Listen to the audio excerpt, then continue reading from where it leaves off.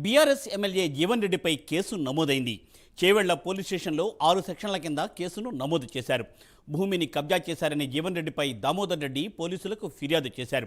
భూమికి పంజాబ్ గ్యాంగ్ కాపలాగా ఉన్నారని ప్రశ్నించిన దామోదర్ రెడ్డిపై పంజాబ్ గ్యాంగ్ దాడి చేశారని చెప్పారు.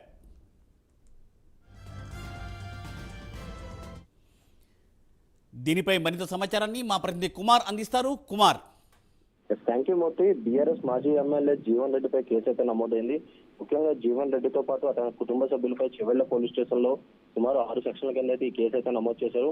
ఏదైతే ఒక భూమిని కబ్జా చేశారని చెప్పి జీవన్ రెడ్డిపై పలు ఆరోపణలు అయితే ఉన్న నేపథ్యంలోనే ప్రస్తుతం పోలీసులు అయితే ఈ కేసు అయితే నమోదు చేయడం జరిగింది. ముఖ్యంగా ఈ కేసు కూడా దామోదర్ రెడ్డి అనే వ్యక్తి ఈ కేసు ఇవ్వడంతో ప్రస్తుతం 6 సెక్షన్ల కింద ఏదైతే జీవన్ రెడ్డిపై అయితే కేసు అయితే నమోదు చేశారు.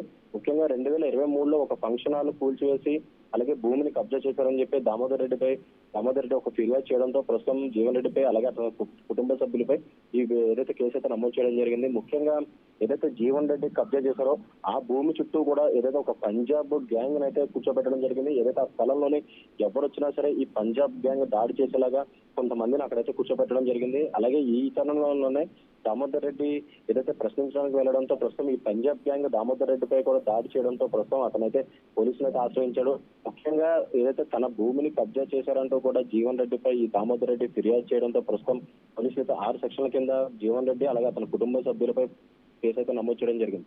ముఖ్యంగా పలు స్థలాల్లో చూసుకున్నట్టయితే ఏదైతే అప్పటి బీఆర్ఎస్ హయాంలోని ప్రభుత్వ నాయకులు విచ్చలవిడిగా ఈ కబ్జాలు చేశారంటూ కూడా ఇప్పటికీ ఏదైతే పోలీసులు అయితే చెప్తున్నారు. ఈ నేపథ్యంలోనే ప్రస్తుతం ఏదైతే బీఆర్ఎస్ మాజీ ఎమ్మెల్యే ఈ జీవన్ రెడ్డిపై కేసు అయితే నమోదు కావడంతో ప్రస్తుతం ఏదైతే ఈ జీవన్ రెడ్డి అలాగే అతని కుటుంబ సభ్యులపై 6 సెక్షన్ల కింద కేసు అయితే నమోదు చేశారు. ముఖ్యంగా ఏదైతే ఈ కబ్జాకు సంబంధించి 2023లోనే ఏదైతే దామోదర్ రెడ్డికి సంబంధించిన ఒక కళ్యాణ మండపం అంటే ఒక ఫంక్షన్ హాల్ ని కూల్చివేసి ఆ భూమిని కబ్జా చేసి అలాగే ఒక 10 మందిని ఏదైతే పంజాబ్ సంబంధించిన ఒక గ్యాంగ్ అయితే అక్కడ కూర్చోబెట్టడం జరిగింది.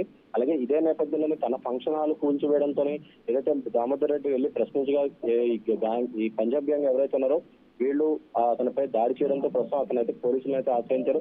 ప్రస్తుతం ఏదైతే జీవన్ రెడ్డి అలాగే అతని కుటుంబ సభ్యులపై 6 సెక్షన్ల కింద ఏదైతే కేసు అయితే నమోదు చేశారో ఈ 6 సెక్షన్ల కేసు నమోదు చేసిన తర్వాత ప్రస్తుతం వీళ్ళపై పూర్తి దర్యాప్తు చేస్తామని చెప్పి కూడా ఇప్పటికే పోలీసు వర్గాలు అయితే చెప్తున్నాయి. ముఖ్యంగా బీఆర్ఎస్ హయాంలో చూసుకున్నట్టయితే ఇప్పటికీ మనం చూస్తున్నాం మాజీ మంత్రి మల్లారెడ్డి భూ కబ్జాలు కావచ్చు అలాగే ఏదైతే జీవన్ రెడ్డి భూ కబ్జాలు ముఖ్యంగా జీవన్ రెడ్డి గతంలో కూడా చాలా భూ కబ్జా ఆరోపణలు అయితే రావడం జరిగింది. ఈ నేపథ్యంలోనే ప్రస్తుతం ఈ కేసు అయితే నమోదు చేయడం జరిగింది. అలాగే వరుసగా ఇప్పుడు ఏదైతే 2023 ఎలక్షన్స్ తర్వాత కాంగ్రెస్ ప్రభుత్వం ఎప్పుడైతే హయాంలోకి వచ్చిందో అప్పటి నుంచి కూడా ఏదైతే వరుసగా గత ప్రభుత్వంలో ఉన్న బడా నాయకులు ఎవరైతే ఉన్నారో వీళ్ళ భూ కబ్జాలన్నీ కూడా ఒక్కొక్కటి అయితే బయటకు వస్తున్నాయి. అలాగే ముఖ్యంగా ఎవరైతే వీళ్ళ వల్ల బాధితులు ఎవరైతే ఉన్నారో వీళ్ళందరూ ఒక్కొక్కరుగా బయటకు వచ్చి అయితే చేస్తున్నారు. ఈ నేపథ్యంలోనే ప్రస్తుతం ఏదైతే జీవన్ రెడ్డిపై కూడా కేసు అయితే నమోదైంది. గతంలో జీవన్ రెడ్డిపై పలు ఆరోపణలు అయితే ఉన్నాయి. ముఖ్యంగా ఏదైతే భూములకు సంబంధించి కబ్జాలకు సంబంధించి గతంలో చాలా ఆరోపణలు అయితే ఉన్న నేపథ్యంలోనే ప్రస్తుతం జీవన్ రెడ్డి అలాగే వాళ్ళ కుటుంబాలపై 6 సెక్షన్ల కింద అయితే కేసు అయితే నమోదు చేశారు. ప్రస్తుతం దీనిపై పూర్తి దర్యాప్తు చేస్తామని కూడా పోలీసు వర్గాలు అయితే తెలియజేశాయి. Murthy, thank you Kumar, thanks for updates.